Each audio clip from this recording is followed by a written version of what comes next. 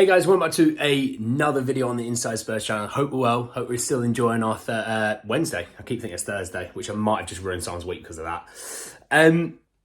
Spurs win. It's the first pre-season win. It's not really against the craziest of teams. We played Lion City Sailors. So we're looking at, who played, looking at obviously who scored goals, some stats, some figures, and also just kind of my general thoughts and feelings about kind of some standout performers and maybe some performers that struggled a little bit. Now, I will start this video off by saying, it is pre-season. Normally victories and losses don't really matter. It's about making sure that you get in some fitness, every day and every week you're improving that little bit leading up into the season, right? And we've got about 3 weeks, I believe, or so to the start of the season.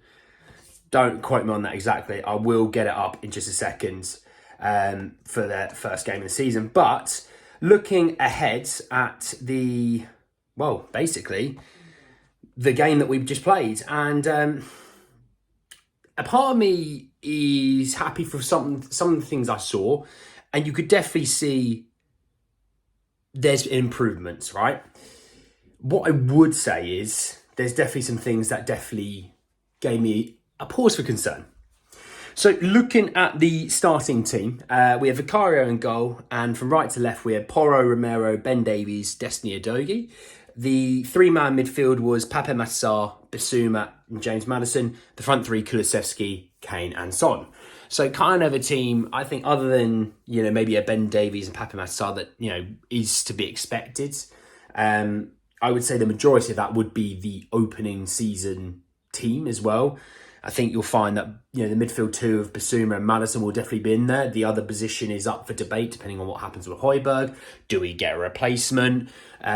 We'll see about that. Obviously, the front three look like the front three that are going to be starting, although a player might have something to say about that. And I think the fullbacks definitely seem to be the two flavours of the month at the moment in Porro and Udogie. Even Ange Postecoglou himself said, there's no reason why they both can't play in the same team at the same time. Because I think people are a little bit worried about, that it might be a little bit too attacking. I definitely think you'll see Vicario being the goalkeeper, as well as Romero being the main centre-half. The first half, obviously, we went 1-0 down to a Singaporean team. I just got a little pause there. We went 1-0 down. That wasn't good enough. Regardless of how the result went or performance, that's just not good enough. You shouldn't be going 1-0 down. Now, if you're 6-0 up and they get a fluky goal, then fine. Maybe you can understand that. But to go 1-0 down is shocking, to be honest. The goal was really unfortunate, to be honest. I wouldn't say it's Vicario's fault. I think there is a player at fault, which I'm going to mention about. But I wouldn't say it's Vicario's fault that we conceded. A couple of players caught out of position. Probably most to blame for that goal, I'd probably say, is Ben Davies, by giving the ball away, being caught out of position. Then it leads to the goal. A difficult one to take. Obviously, we then equalise right on the stroke of half-time. Literally, it's the last kick of the half. Harry Kane penalty after Pape Matar was fouled in the box. And then the second half, we made wholesale changes. Every single player that started the first half had a warm down at the end of the first half, and that was then done. Side note, Bissouma did get injured in the warm down, which is a slight worry. He did go down pointing to his right foot or ankle. We're not too sure just yet. We're going to wait and see what comes of that. And in the second half, we had players that came on that played like they were possessed. I'll go through who came on in the second half in just a second, but the second half performance was much better than the first half, which is quite good to see, because I think a lot of the players who came on probably realising, hey, I'm on the outside looking in right now of the starting team. I need to show something. I need to show I can offer something. And I think they definitely did. So coming off of the bench, we had Brandon Austin came on at goalie. You then had Sergio Reguilon come on at left back. Perisic did come on, but he didn't play at left back. I'll show you in a second. We had Tanganga come on, Eric Dyer come on, as well as Emerson Royale. So that was sort of the goalkeeper back four switch. You then had Oliver Skip come on with Højbjerg and Perisic. That was the interesting one. But also Giovanni Celso. You're thinking, what the hell? It's because Perisic played a little bit further forward. He played in the attacking areas, and I'm going to explain why it was actually really interesting to see. Yeah, so you have Perisic as well as Manor Solomon and obviously hat-trick boy himself, Richarlison. So if you're not aware, Richarlison did get a hat-trick. And Lo Celso also got, well, technically the 4th, but it was in theory the 5th in terms of how you look at it when Richarlison's got 3 himself. Second half was much better. I think potentially fatigue might have kicked in with the Sailors. Feels weird to say. What I would say is I thought Lo Celso again looked very good. I think Perisic was fantastic, and obviously so was Richie.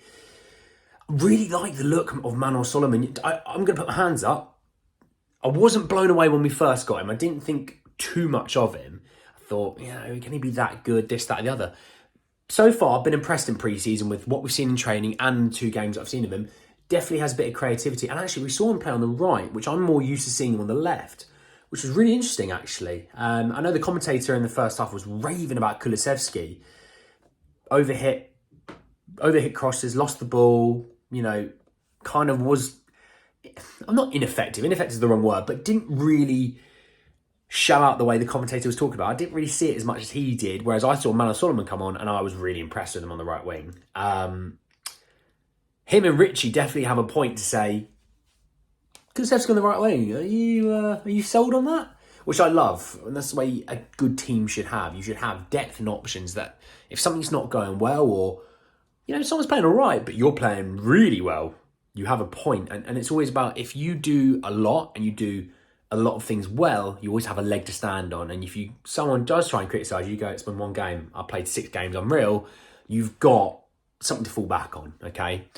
Yeah, I thought Perisic, Richarlison, Solomon were the main, and Lo Celso were the main 4 who came off the bench who I thought, played very, very well. It does make me think Lo Celso could be starting first game of the season if he's not sold, if I'm honest, because Pape Matar was good, but I don't feel like he offered enough creativity there. Definitely a player there. Love Pape Matar. I think he can be an unreal player. Just reminds me a little bit of like a Basuma, which I think is a nice thing that if you're playing a Basuma and you want to give him a rest, put Pape Matar in. Quite similar players in a way.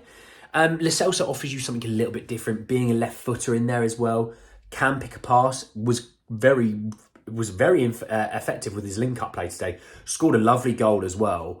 I don't know. I was at the start of the summer kind of saying, hey, let's get rid of Lo Celso, let's cash in. But I'm looking at it like, actually, hang on, he might suit the system. He might be quite effective. And we all thought he's going to be Ndombele. Maybe it's Lo Celso's the guy. I don't know. I've got an update about that a little bit later on. But yeah, overall, quite a decent looking performance. Stats-wise, we had 37 shots. Another game where we had a bucket load of chances. Probably could have taken more as well, to be honest. We hit the post, the bar. We had a lot of shots cleared off the line sort of thing. So 37 shots, only 11 on target, which is a slight issue. 80% possession, and we had 18 corners. So yeah, quite a contrast in what we've seen over the last sort of few years to the first 2 games of under Postecoglou. Look, it's Lion City Sailors. We're not going to get big about it. We're not going to get over the top about it. But you know what? It's a decent start. I think we need to see how it goes maybe in the next couple of weeks and how we progress leading into our first game of the season, which I believe is August 13th. Don't hold me exactly to that fire, but I believe it is. But anyway, guys, that's the end of the video. Just a little quick one about the performance. Happy days, we got the win. There were some good standout performers in that team. I think Desi Adogi is definitely one to watch. Him and Porro were fantastic in the first half. Centre-half position area is a real worry. Romero is looking solid, but Davies was not at the races today. First game in his pre-season. He's had a few knocks in the summer. Not going to kill him for it, but it's definitely something that we need a presence there. Van der Ven, a tap sober. Daniel Levy, you might want to have a look at that. But anyway, guys, that's the end of the video. Drop a like on the video if you did enjoy it. Hit in the comment section what you thought of the game if you did watch it. If you didn't, ask me a question. I'm happy to answer what I can.